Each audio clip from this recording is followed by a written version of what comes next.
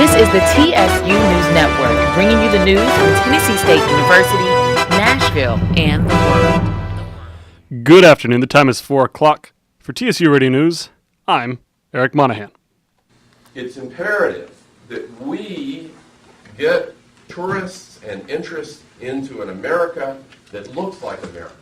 That's from at-large Metro Councilman John Cooper. He announced his mayoral run today after in February saying he would. But, and this comes from the Tennessean, Cooper says a cross-section of stakeholders have urged him to take the job, as well as Mayor Briley's recent $750 million affordable housing plan, forcing him to reconsider.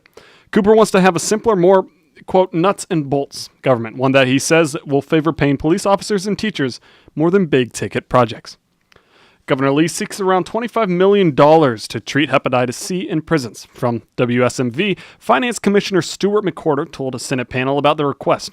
The funding will apparently draw from the $24 million originally planned for the proposed voucher-style education program, which McWhorter says would be unused anyway.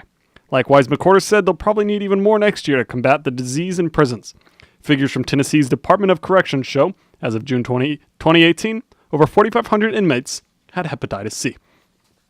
A House committee recommends passing another anti-abortion bill. This one proposes criminalizing abortions or attempted abortions as Class C felonies. The bill is called the Human Life Protection Act and would charge those who perform abortions, but not the pregnant women. Vice President of External Affairs for Planned Parenthood, Amy Lewis, says the proposed bill's consequences will be dire.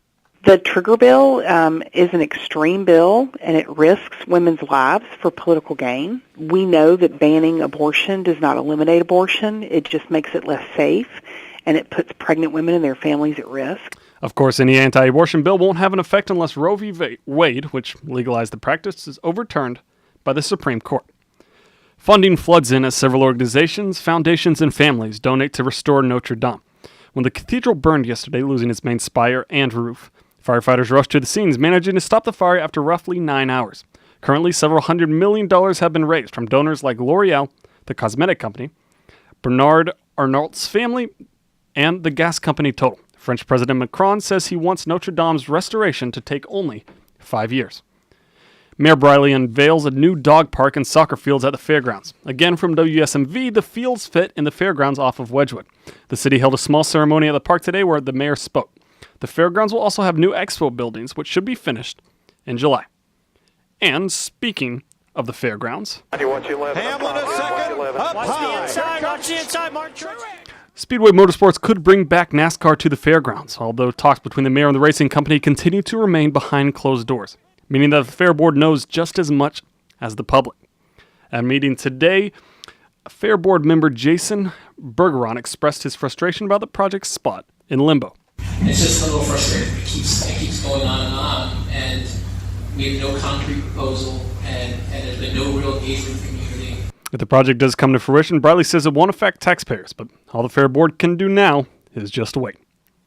For your weather forecast tonight, the temperature will sink down to a low of 57 with clouds moving in. Tomorrow we'll have clouds all day, a precursor to Thursday's storms with a high of 79. But for now, we still have sun and a warm 77 degrees. For TSU Radio News, I'm Eric Monaghan. This has been a production of the TSU News Network.